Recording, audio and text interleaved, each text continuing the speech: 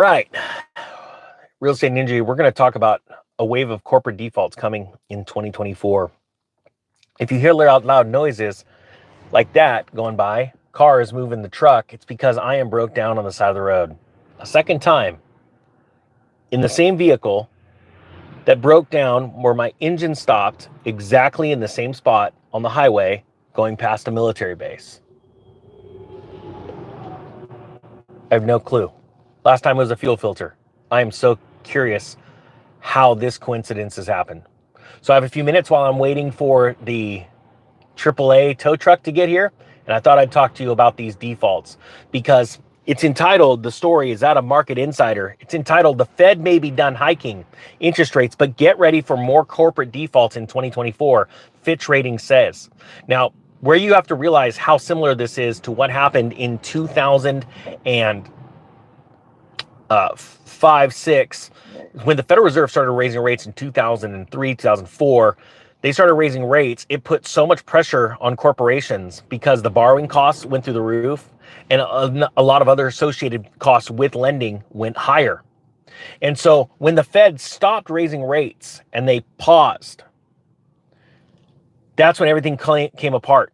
Corporate defaults were really picking up. Now, I want you to realize in 2023, we have seen many corporations default on their debt. We have seen renegotiations. We have seen lots and lots of layoffs. Okay? Just like we saw in 2005. Then what happens is the Fed holds rates. Then they go, okay, we broke the backbone. We did it. But let's pause. Let's wait. And that's what they're doing. Pause. Maximum pain. You remember me talking about, type 1 if you remember, a year ago I said when they start to pause, it's going to be at maximum pain, maximum pain, maximum pain to make sure they've broke the consumer, make sure that unemployment rises. They want to see you lose your job. This is how the Federal Reserve works. And then what happens is when it's confirmed, crashes here, they start diving rates and it's too late. Corporations will continue to default. They will continue to lay people off. It will only exacerbate the problem, okay? So this is what this story is talking about. All these people think there's about to be a fairy tale ending. There's not. There's record high student debt, corporate debt, auto debt, and honestly, there's record high home loan debt. There are a bunch of people with golden handcuffs. This is identical to 2008, but on a much grander scale. And we're moving into an election year. If you want to take advantage of what's coming this next year in the real estate crash, I have 3 days left. I put some 80% off links down below if you want to take advantage of this. The course will never be that much again. It's going to be 10 times that much. All right, here we go. So it says here, and this is out of Markets Insider. Again, Fed may be done hiking interest rates, but get ready for more corporate defaults in 2024. It says corporate defaults will rise next year in both the U.S. and the Eurozone. Remember, the Eurozone is collapsing right now. It's not in full-blown collapse mode, but it is just coming off the top and about to hit that really, terminal velocity moment. And we're going to follow about 6 to 8 weeks, maybe 12 weeks behind that. It says it's going to happen in both the U.S. and the Eurozone as the impact of tighter central bank policy will continue to work its way through the economy. Fitch Ratings cautioned. The agency expects a much shallower Federal Reserve pivot than what U.S. markets are forecasting. Again, I have been saying the exact same thing. This is a head fake. This is to just get you to think that something's great, but they have not gotten in control of inflation for food and energy. You have to realize this. Do not look at the oil price right now. We're doing two things. It's seasonally adjusted because the economy is slower during the winter and because a lot of traders are already starting to price in a crash, which means they're pricing in the fact that more Americans are going to lose their jobs. All right? If you're not getting ready for this, it's only your fault. If you don't see it, then go watch videos of cats. If you're that person like, oh, this is a doom and gloomer, you're an idiot. I'm talking to the person that thinks I'm doom and gloom. I'm reporting the news. This is what Fitch is saying. I'm replying to it. I also tell you ahead of time what's coming because these are easy to identify cycles. Now it says that it projects that interest rates will fall by 75 basis points throughout next year, taking the Fed funds rate to 4 3/4, which would be in line with what the Federal Reserve said that they penciled in as far as rate cuts. But despite hopes for a pivot from central banks around the world, high borrowing costs will continue to be a burden on corporations through 2024. Stressed bond and loan issuers appear increasingly operationally challenged, generate low or negative free cash flow, and cannot organically grow their EBITDA to reduce high debt burdens, Fitch said in a report released Wednesday.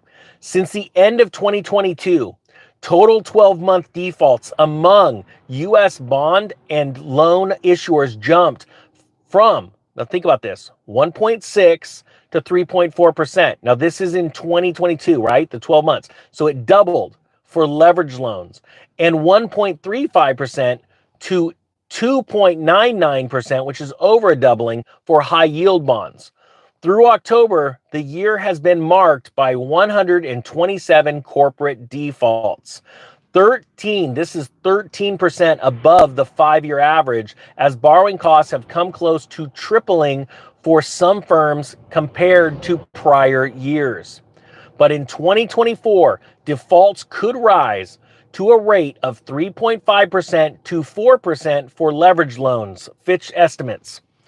It expects high yield bonds defaults to reach 5 to 5.5% over 6 times the default rate among all such issuers in 2021. So they are expecting 6 times the defaults as we saw in 2021. Now, why is that? Let's just talk normal stuff. 2021, there wasn't a lot of defaults, right? Because there was a ton of forgiveness. The government was giving out stimmy checks like a drug dealer on the street corner of downtown Los Angeles. And so that's a fact, and they're rising now. Foreclosures are rising. They're nowhere near yet the numbers of 2018, but it's because of Dodd-Frank, and now that all these loans are in forbearance and people are having problems, they're working their way through the system, and you're going to see them start to pop up around June of this next year, okay? So it's really easy to see these things, but what happens is you're getting all this fake data from the mainstream media. Everything's fine, just please buy, while Warren Buffett's selling and Jeff Bezos and all these guys are selling their stocks, right? Just please keep buying. And then you get smacked in the face with reality as all of these cycles come into play, all of these time frames. It's like when everybody told me that I was crazy for warning about the downturn in the economy because look, Warren Buffett's buying stocks, and they were going off of data from 2022, only to find out in the second, third, and fourth quarters of 2023 that he has been unleveraging himself and getting rid of most of his stocks to where he now has the largest cash hoard in history of Berkshire Hathaway, which means he looks at this turnaround, this crash, bigger than 2008. And mind you, he's not going to sit there and tell you, hey, this is crazy crap, get out, because he wants the best deal too. He wants to be the only one positioned to take advantage of this. So think about that. He was one of the only investors that the Federal Reserve went to, not Federal Reserve, the Treasury Secretary went to for bailout money for the government. So you have to realize, because he was ready for it. So the question is, are you going to be ready or are you not? There's about to be an epic downturn in real estate. Think about as leverage loans start to implode, what do banks start doing with the money they have, the little bit of deposits they have left, especially as inflation is destroying American spending power. They're pulling more out of their savings. We're seeing their savings rate dwindle, which means banks have less money to loan out based on their leverage that they're allowed to loan out, their loans to deposit ratio, right? So what do? They tighten their standards. So if you're not prepared for this, and there's some smoking deals out there because nobody can buy, just like what happened with me in 2005 as I was just liquidating all my real estate, well, then you're going to have a hard time buying if you're not prepared for it. And it's going to smack Americans in the face. And then the banks are going to buy it. If you get pissed off as much as I do, I don't want to see BlackRock buy any more single-family homes. I want you to do it, but you need to be prepared for it. So why don't you go start getting ready? Now, zombie firms illustrated by WeWork's bankruptcy this year are especially vulnerable given their lack of cash on hand to handle borrowing needs. That's another thing. Private equity and, venture startups, the entire startup industry is dead right now. It's just dying on the vine. So that's that much more money that's no longer available to circulate throughout the economy. I really hope people are seeing this. Crashes don't happen overnight. Father Time doesn't flip a switch from good times to bad times. That doesn't happen. It's a cycle. It's a multi-year cycle. Just like I started in 2005, we'd already started the mortgage-backed securities crisis. Ben Bernanke was saying there's nothing to worry about. He straight up lied to you. And now he makes millions of dollars around the world, you know, speaking on how he dealt with it. He's a freaking crook. He knew it. The Federal Reserve actually knows what they're doing, just, you know. They know that when they raise rates, it's going to make tightening harder. I didn't go to Harvard to learn that. So they know a lot more than me. So you just need to think basic. And that's where people they fail in life. Because getting rich, becoming wealthy is actually not very difficult. It has to do with some savings, which equals willpower, and then it takes some risk. But you can divide your risk and calculate that risk, or do what's called risk management or risk mitigation to make sure that your bets are going to be more in your favor than in the houses. That's what I teach in the real estate crash course. If you want it, there's 80% off links. You got 3 days left. My point being is that people need to wake up, and you have stories like this that are explaining to you what's going on. Now look at what it says here. It says, there's a quote, the higher default rate expectations for 2024 reflect ongoing macroeconomic headwinds, including the impact of still high interest rates. See, the Fed said they'd penciled in 3 rate drops. That's not going to do anything. Just, you know, that's going to do nothing to your borrowing. There's going to be a couple of morons that run around the housing market, and they're going to pump up the cheapest priced homes as the most expensive homes. I saw a home the other day in Oklahoma Kevin Durant lives on this street. And all the homes are like 5 to 7 million. And there's one for sale right now. A buddy called me. He's all, dude, you need to check this out. Pick this thing up. It's 1.6 million. And it's gorgeous. It's a mansion over there. 1.6 million in Oklahoma.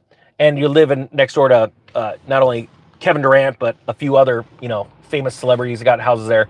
And I'm like, what do you look at there? He goes, all the homes are 5 million. He goes, no. I said, no. Yeah, they were worth 5 million the last time you checked. There's a reason why that one's asking 1.7. You see, there's price drops everywhere on the higher end homes.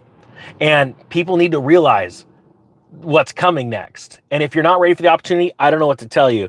But just like Market Insider's reporting right now, you know, you may have a couple of interest rates might be stopped right now and they may lower a bit, but you're about to see a wave of corporate defaults, which means you're going to see a bigger wave of layoffs in 2024 than you are going to see that you saw in 2023. I hope you got something out of this. Type 3 if you think the banks are going to have more crashes. You're going to see more banks close their doors in FDIC in 2024 than 2023. I'm just curious. Type 4 if you think that, no, I think that we've seen the worst is behind us, that 2023 really saw the height of the banking crisis. When you start to think about this and you look at everybody else's thoughts and look at all the people right now typing 3, either in the live stream or in the chat and the comment section, you start to really think, you know, once the masses, it's always the elite thinkers like yourself, that understand, see these storm clouds coming, you go, you know what, I think a storm's coming. And some idiot walks up and goes, just clouds. It's just clouds. Doesn't mean it's going to rain. And you're seeing the clouds build up over time. And you're looking at them getting darker and thicker. And you're going, no, you know, I think something's coming. That's the prudent person. So the prudent person goes and gets the sandbags and starts to divert, you know, channel water, look at what he's got going on with his drains. The moron just sits there and goes, what a dork. And then he loses his house in a flood. And then the smart person that was ready takes some money and buys it from him. Are you going to be the smart person, or are you going to be the dumb person? I've got 80% off links. They're good for 3 more days. And then I will never advertise that course for that much again. I've done it for 1 full year. We're done. It's been a long year, and I thank you. And I have the greatest students. I really do believe that, because I see your comments. I've heard your stories.